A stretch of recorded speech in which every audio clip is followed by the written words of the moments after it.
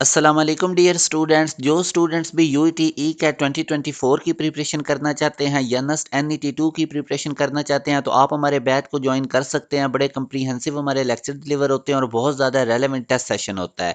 तो हमारे बैच के अंदर चंद सीट्स रह चुकी हैं। आप लोग इस दिए गए कॉन्टैक्ट नंबर पर रब्ता करके हमारे बैच की तमाम डिटेल्स ले सकते हैं। जिन बच्चों ने अभी तक हमारे व्हाट्सएप चैनल को फॉलो नहीं किया इसको ज़रूर करें, क्योंकि इसके थ्रू आप लोगों को आने वाले दिनों में डिफरेंट यूनिवर्सिटीज़ के एंट्री टेस्ट की डेट्स का पता चलता रहेगा।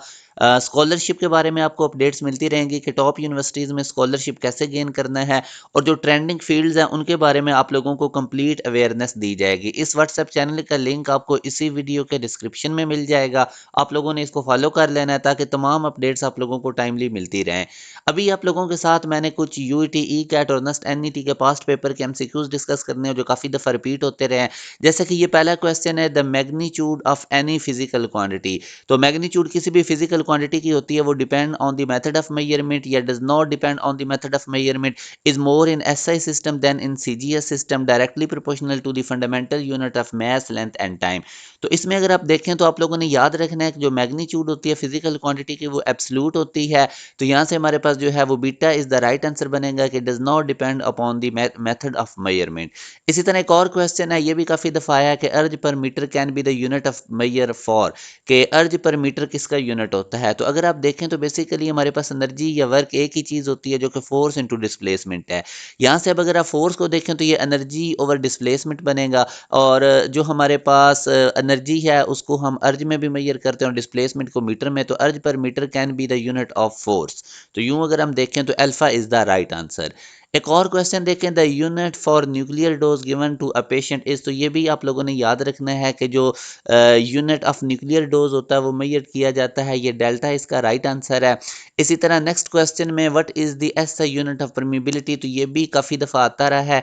तो इसमें अब मैं आपको बता देता हूँ, बेसिकली ये सारे इसके यूनिट होते हैं। हेनरी पर मीटर भी, टेस्ला मीटर पर एम्पेयर भी, और इसी तरह वेबर पर एम्पेयर मीटर भी। तो ये मैंने आप लोगों के सामने इसकी डेरिवेशन शो कर दी हुई हैं। सेल्फ इंडक्शन के फार्मूला में से भी आप इसको निकाल सकते हैं, तो हेनरी पर मीटर बनेगा।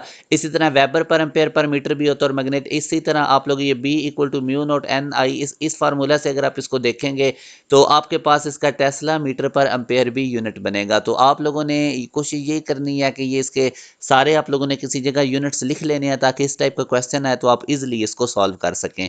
अब एक और क्वेश्चन है, in which of the following system of unit weber is the unit of magnetic flux. तो वेबर जो है ये मैग्नेटिक फ्लक्स का एसआई यूनिट होता है, तो यूं हमारे पास C is the right answer. एक और क्वेश्चन है, tesla is the unit for measuring. तो टेस्ला को किस को मेजर करने के लिए यूज किया जाता है। इंपॉर्टेंट टाइप का क्वेश्चन है, काफी दफा आया हुआ है। तो ये बिल्कुल सिंपल है, मैग्नेटिक इंडक्शन जो होती है वो टेस्ला यूनिट में मेजर की जाती है। एक और क्वेश्चन है, if the unit of length and force can be increase 4 time, यानी लेंथ का यूनिट भी 4 टाइम इंक्रीज और 4 का भी, then the unit of energy. तो एनर्जी का यूनिट आप देखें फोर्स, जो हमारे पास एनर्जी या वर्क होती है वो फोर्स इंटू डिस्प्लेसमेंट है। अब फोर्स और डिस्प्लेसमेंट जब दोनों 4 टाइम्स बढ़ेंगे तो टोटल एनर्जी हमारे पास 16 टाइम बढ़ जाएगी। तो यूं अगर हम देखें तो सी इज द राइट आंसर हमारे पास है। The unit of Planck's constant is. तो ये भी काफी दफा आया हुआ है, यूनिट ऑफ प्लांक्स कांस्टेंट का पूछा गया, तो ये जूल सेकंड होता है। एंगुलर मोमेंटम का भी ये यूनिट होता है। इसी तरह एक और क्वेश्चन है, the unit of reactance. Reactance भी बेसिकली रेजिस्टेंस होती है इंडक्टर की और कैपेसिटर की, तो ये भी ओम में मेजर की जाती है। Alpha is the right answer. और इसी तरह डायमेंशन ऑफ फेरेड, डायमेंशंस भी याद रखें। ये बेसिकली फेरेड का जो फार्मूला था क्यू बाई वी वाला, तो क्यू का डायमेंशन और वोल्टेज का वो डायमेंशन आप निकाल लें work done per unit charge से, तो ये हमारे पास आंसर बनेगा जो कि अल्फा ऑप्शन में ये डायमेंशंस गिवन है। इसी तरह dimension of C R R those of, तो हमें पता है कि आर सी की जो प्रोडक्ट होती है वो टाइम कांस्टेंट बेसिकली है, और इसकी जो डायमेंशन है वो टाइम की इक्वल होंगी, सेकंड की इक्वल होंगी। तो यूं हमारे पास C is the right answer. Which physical quantities have the same dimension, तो वो अगर आप देखें तो couple of force and work, तो टॉर्क और वर्क इन दोनों की बेसिकली डायमेंशन हमारे पास सेम होंगी, तो alpha is the right answer.